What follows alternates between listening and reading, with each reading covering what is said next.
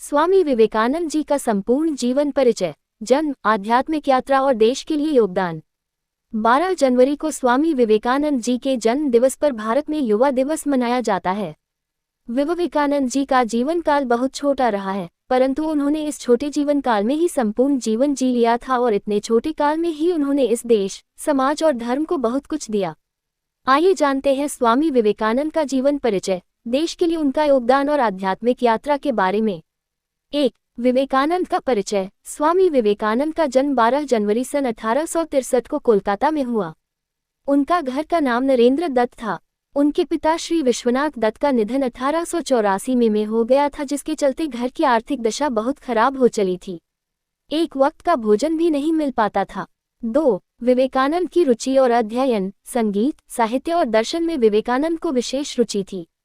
तैराकी, घुड़सवारी और कुश्ती उनका शौक था। स्वामी जी ने तो 25 वर्ष की उम्र में ही वेद, पुराण, बाइबल, कुरान, धम्मपद, तंत्र, गुरु ग्रंथ साहिब, दास की पीटल, पूंजीवाद, अर्थशास्त्र, राजनीति शास्त्र, साहित्य, संगीत और दर्शन की तमाम तरह की विचारधाराओं को घोट दिया था। 3. अविश्वास से भर गए थे विवेकानंद। स्वामी जी जैसे जैसे बड़े होते गए सभी धर्म और दर्शनों के प्रति अविश्वास से भर गए। संदेहवादी, उलझन और प्रतिवाद के चलते किसी भी विचारधारा में विश्वास नहीं किया और वे नास्तिकता की राह पर चल पड़े थे। 4. ब्रह्म समाज से जुड़ाव। नरेंद्र की बुद्धि बचपन से बड़ी तीव्र थी और परमात्मा को पाने की लालसा भी प्रबल थी। इस हेतु वे पहले ब्रह्म समाज में गए, किंतु वहां उनके चित्त को संतोष नहीं हुआ। 5. रामकृष्ण परमहंस की शरण में। अपनी जिज्ञासाएं शांत करने के लिए ब्रह्म समाज के अलावा कई साधु संतों के पास भटकने के बाद अंततः वे रामकृष्ण परमहंस की शरण में गए। रामकृष्ण के रहस्यमय व्यक्तित्व ने उन्हें प्रभावित किया, जिससे उनका जीवन बदल गया। 1881 में रामकृष्ण को उन्होंने अपना गुरु बनाया। संन्यास लेने के बाद इनका नाम विवेकानंद हुआ। 6. आत्म साक्षात्कार। रामकृष्ण परमहंस की प्रशंसा सुनकर नरेंद्र उनके पास पहले तो तर्क करने के विचार से ही गए थे, किंतु परमहंस जी ने देखते ही पहचान लिया कि ये तो वही शिष्य है जिसका उन्हें कई दिनों से इंतजार है। परमहंस जी की कृपा से इनको आत्म साक्षात्कार हुआ, फलस्वरूप नरेंद्र परमहंस जी के शिष्यों में प्रमुख हो गए। 7. बुद्धि के पार है विवेक। स्वामी विवेकानंद जब तक नरेंद्र थे बहुत ही तार्किक थे, नास्तिक थे, मूर्तिभंजक थे। रामकृष्ण परमहंस ने उनसे कहा भी था कि कब तक बुद्धिमान बनकर रहोगे, इस बुद्धि को गिरा दो, समर्पण भाव में आओ, तभी सत्य का साक्षात्कार हो सकेगा, अन्यथा नहीं। तर्क से सत्य को नहीं जाना जा सकता, विवेक को जागृत करो। विवेकानंद को रामकृष्ण परमहंस की बातें जम गईं, बस तभी से वे विवेकानंद हो गए। फिर उन्होंने कभी अपनी नहीं चलाई, रामकृष्ण परमहंस की ही चली। 8. देश भ्रमण। 1886 में रामकृष्ण के निधन के बाद जीवन एवं कार्यों को उन्होंने नया मोड़ दिया। 25 वर्ष की अवस्था में उन्होंने गेरुआ वस्त्र पहन लिया। तत्पश्चात उन्होंने पैदल ही पूरे भारतवर्ष की यात्रा की। गरीब, निर्धन और सामाजिक बुराई से ग्रस्त देश के हालात देखकर दुख और दुविधा में रहे। उसी दौरान उन्हें सूचना मिली कि शिकागो में विश्व धर्म सम्मेलन आयोजित होने जा रहा है। 9. शिकागो में भाषण। सन 1893 में शिकागो, अमेरिका में विश्व धर्म परिषद हो रही थी। स्वामी विवेकानंद जी उसमें भारत के प्रतिनिधि के रूप से पहुंचे।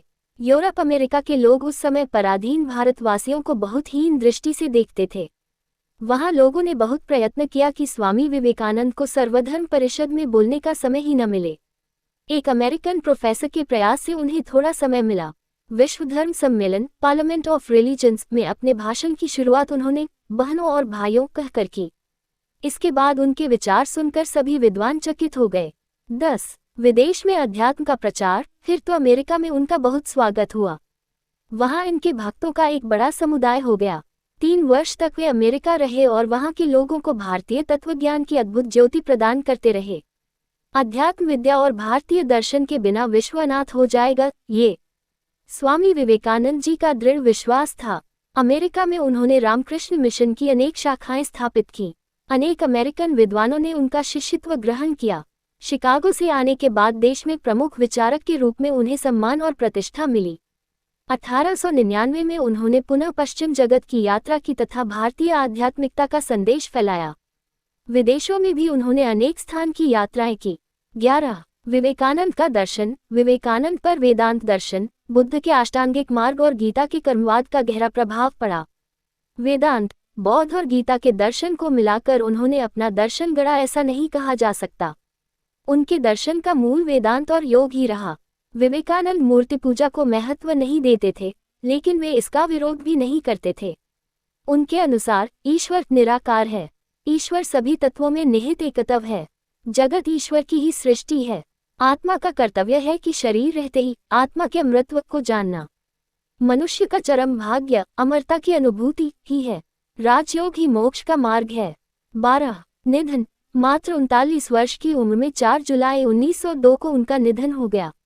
स्वामी जी का निधन एक रहस्य है। विवेकानंद पर लिखी गई राजागोपाल चट्टोपाध्याय की किताब और के.एस. भारती की एक अन्य किताब के मुताबिक उनकी मृत्यु शाम को ध्यान करने के दौरान ही हो गई थी। करीब 7 बजे विवेकानंद एक बार फिर ध्यान के लिए चले गए। ध्यान के लिए जाने से पहले उन्होंने अपने साथियों और शिष्यों को विशेष हिदायत दी थी कि उन्हें बीच में डिस्टर्ब न किया जाए। इसी दौरान उनका निधन हो गया। उनके शिष्यों के मुताबिक दरअसल विवेकानंद ने महासमाधि ली थी। हालांकि यह भी कहा जाता है कि किसी बीमारी के कारण उनकी मृत्यु हुई थी। दोस्तों, आपको ये कहानी कैसी लगी? कृपया कमेंट करके जरूर बताएं और ऐसी ही और भी बहुत सारी कहानियों को सुनने के लिए चैनल को सब्सक्राइब जरूर करें।